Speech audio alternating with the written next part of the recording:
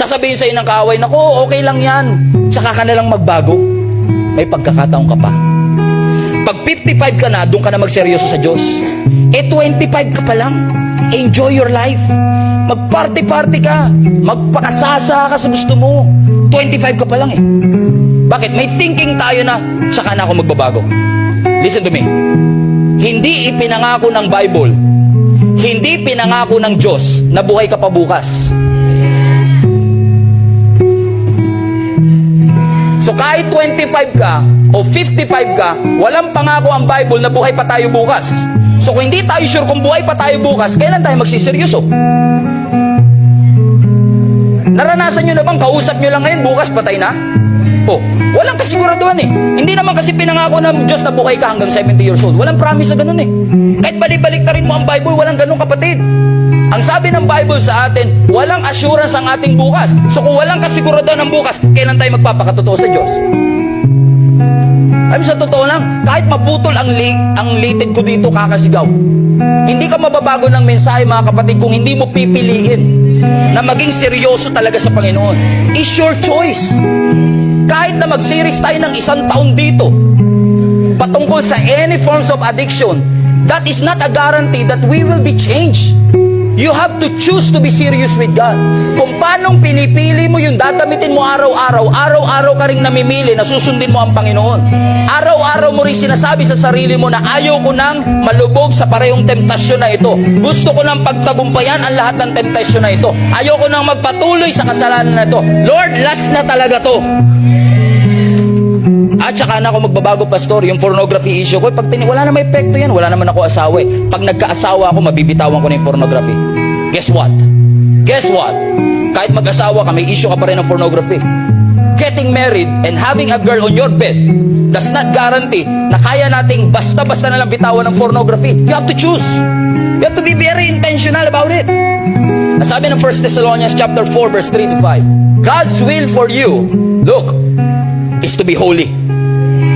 You want the Greek word? God's will for you is to be pure. That's the Greek word. So stay away, look at this, from all sexual sin. Is that clear enough?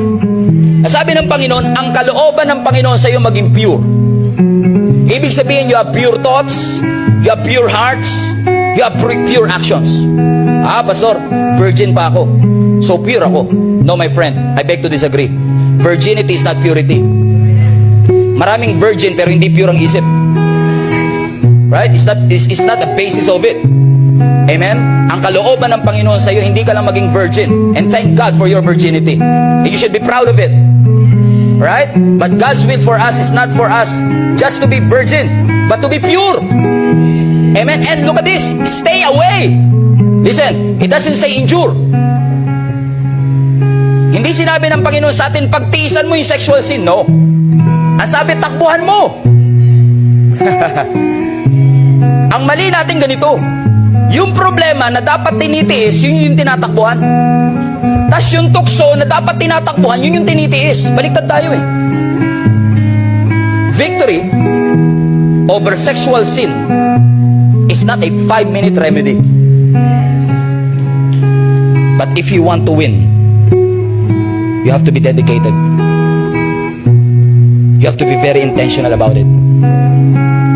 Paligiran mo yung sarili mo ng mga tao na hindi ka kukonsintihin. Gusto nyo magtagumpay? Paligiran nyo yung sarili nyo ng mga tao na hindi ka pagtatakpan. Gusto nyo magtagumpay? Paligiran nyo yung sarili nyo ng mga tao na hindi puro green jokes ang pinag-uusapan. Instead, paligiran mo ang sarili mo ng mga taong nagmamahal sa iyo, na hindi nila hahayaang sayangin mo lang ang gift at calling mo dahil sa mga kasalanan ito. Pastor, anong gagawin ko? Nakapag-commit na ako ng adultery. Addicted na ako to pornography. I am currently doing fornication. Sex outside marriage. I have a addiction to masturbation. I have a lot of issues with my sexuality. What can I do? Thank God, thankfully, God has a solution. God is faithful. He will not allow any temptation or problem to be more than you can stand. Look at this. When you are tempted, He will show you a way out. See that? So that you can endure. Salamat sa Panginoon. Kasi kung meron mang temptation, meron ding way out. Kapatid, hindi guilt ang solusyon. Yung igigilty mo na igigilty ang sarili mo, that's not the solution. Tatandaan nyo to mga kapatid. Guilt is from the enemy. Conviction is from the Holy Spirit.